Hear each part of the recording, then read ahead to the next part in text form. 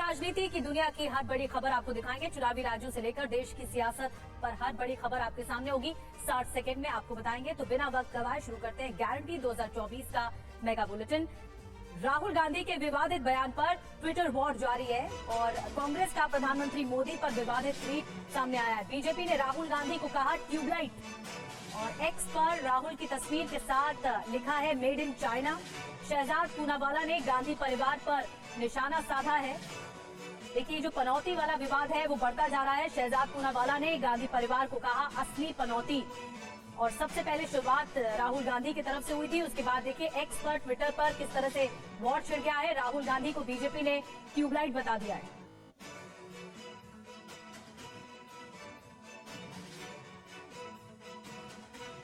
और आपको हम तस्वीरें दिखा रहे हैं। कांग्रेस का भी विवादित ट्वीट दिखा रहे हैं और साथ ही बीजेपी ने भी राहुल गांधी पर इस तरह से ट्वीट किया है। बीजेपी ने राहुल गांधी को ट्यूबलाइट कहा है। तस्वीर राहुल गांधी के सामने है और राहुल गांधी एज ट्यूबलाइट सामने आया है। इस तरह से ये तस्वीर बीजेपी की ओर से जारी है। इसके अलावा एक और तस्वीर जारी की है जिसमें पनौती आजम और राहुल गांधी की तस्वीर है और इस तरह का ट्वीट किया गया है एक्स के जरिए। बीजेपी और कांग्रेस दोनों ही हमलावर है और एक तरह से एक्स पर, ट्विटर पर ये वॉर छिड़ गया।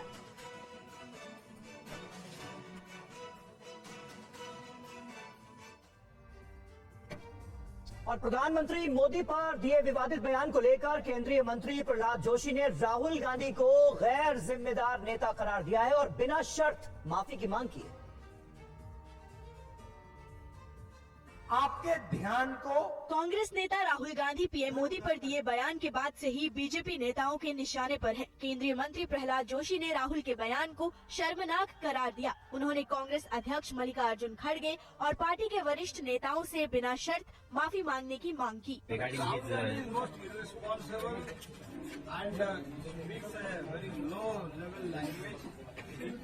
And he has once again shown that he can take any level and strongly condemn the statement of Rahul Gandhi and actually Congress party senior leader and president. So he is just for made sake he has been made president. He should at least on behalf of party he should apologize. वो अलग बात है कि हरवा दिया। राहुल गांधी ने जालोर में एक चुनावी सभा को संबोधित करते हुए भारत के वर्ल्ड कप हारने के बाद पीएम मोदी के खिलाफ विवादित बयान दिया था। रक्षा मंत्री राजनाथ सिंह ने हैदराबाद में आज एक चुनावी रैली में कांग्रेस को भ्रष्ट और परिवारवादी पार्टी करार दिया और कहा कि मोदी सरकार में भ्रष्टाचार न होने की गारंटी है। रक्षा मंत्री राजनाथ सिंह ने आज तेलंगाना के हैदराबाद में एक चुनावी जनसभा को संबोधित करते हुए कांग्रेस पर जमकर हमला किया और कहा कि आजादी के बाद शायद ही कोई कांग्रेस की सरकार रही हो जिस पर भ्रष्टाचार के आरोप न लगे हों। उनके कई मंत्री तो जेल की हवा भी खा चुके हैं। शायद ही कोई कांग्रेस की गवर्नमेंट रही हो जिसके ऊपर करप्शन का चार्ज न लगा हो। यहाँ तक कि उनके मिनिस्टर्स को भी करप्शन के चार्जेज में जेल की हवा खानी पड़ी है। मेरी बहनों भाइयों, अटल बिहारी वाजपेयी जी की गवर्नमेंट को भी आपने देखा है और यह मोदी जी के नेतृत्व में 9 साढ़े 9 वर्षों से गवर्नमेंट काम कर रही है। इस गवर्नमेंट को भी आपने देखा है। उंगली उठाकर नहीं कह सकता कि बीजेपी के गवर्नमेंट के किसी भी मिनिस्टर के ऊपर कोई करप्शन का चार्ज लगा हो अथवा किसी मिनिस्टर को जेल की हवा खानी पड़ी हो। रक्षा मंत्री ने कहा कि बीजेपी और पीएम मोदी की सरकार में भ्रष्टाचार करने और कानून तोड़ने की हिम्मत किसी की भी नहीं है। इस दौरान उन्होंने बीआरएस सरकार को भ्रष्ट सरकार करार दिया।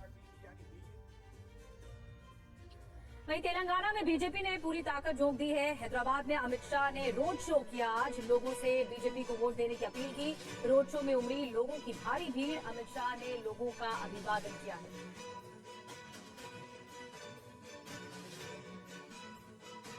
हमारे प्रत्याशी को एमएलए बना दीजिए। हैदराबाद विमोचन भारतीय जनता पार्टी की सरकार बनेगी। हम मुस्लिम आरक्षण को समाप्त कर एससी, एसटी और ओबीसी को आरक्षण बढ़ाएंगे।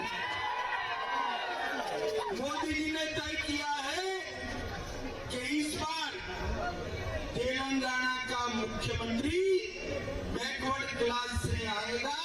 हम बैकवर्ड क्लास के साथ और गृह मंत्री अमित शाह ने तेलंगाना में महंगे पेट्रोल डीजल का मुद्दा भी उछाला और कहा कि तेलंगाना में बीजेपी सरकार बनने पर पेट्रोल डीजल से टैक्स घटेगा। तो उन्होंने बीजेपी सरकार बनने पर तेलंगाना में दलित सीएम बनाने की भी गारंटी दी। भारत माता की वंदे वंदे वंदे। निजामाबाद की रैली में अमित शाह ने आज हैदराबाद विमोचन दिवस का मुद्दा जोर शोर से उठाया। रजाकारों के डर से, ओवैसी के डर से हैदराबाद विमोचन दिन नहीं मनाते हैं। आप भारतीय जनता पार्टी की सरकार बना दो, हम हैदराबाद विमोचन दिन को राज्य के दिन के रूप में बनाएंगे। अमित शाह ने बीजेपी सरकार बनाने पर तेलंगाना में पिछड़े वर्ग का मुख्यमंत्री बनाने का भी वादा किया। आप भारतीय जनता पार्टी की सरकार बनाओ, हम बैकवर्ड क्लास से मुख्यमंत्री बनाने का काम करेंगे। बैकवर्ड क्लास से उन्होंने किसानों के लिए भी कई ऐलान किए। धान की फसल 3100 रुपए प्रति क्विंटल पर खरीदने का भरोसा दिया। तो हल्दी उत्पादक किसानों के लिए भी कई योजनाएं बताई।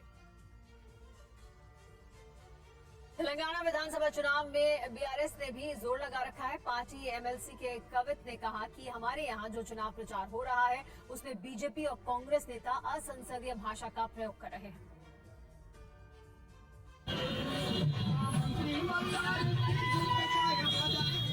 तेलंगाना विधानसभा चुनाव को लेकर बीआरएस एमएलसी की कविता ने बड़ा दावा किया है। उनके मुताबिक यहाँ धर्म पर राजनीति नहीं चलती, यहाँ मुद्दा सिर्फ विकास का होता है। इस दौरान उन्होंने बीजेपी और कांग्रेस पर हमला करते हुए कहा कि दोनों पार्टियां सिर्फ चुनाव में ही नजर आती हैं, इसलिए राज्य के लोग बीआरएस के साथ हैं, क्योंकि तेलंगाना का विकास बीआरएस की गारंटी है। सिंपल सी बात यह है कि यहाँ धर्म के ऊपर पॉलिटिक्स नहीं चलता है। तेलंगाना में तेलंगाना का सोशल फैब्रिक अलग है।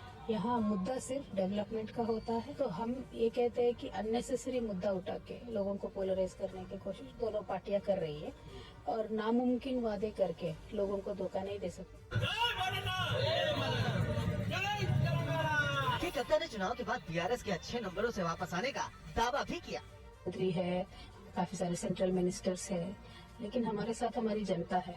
तो जरूर हम वापस आ रहे सरकार में, वो भी बहुत अच्छे नंबर से, करीब सेंचुरी के नंबर से हम वापस आएंगे।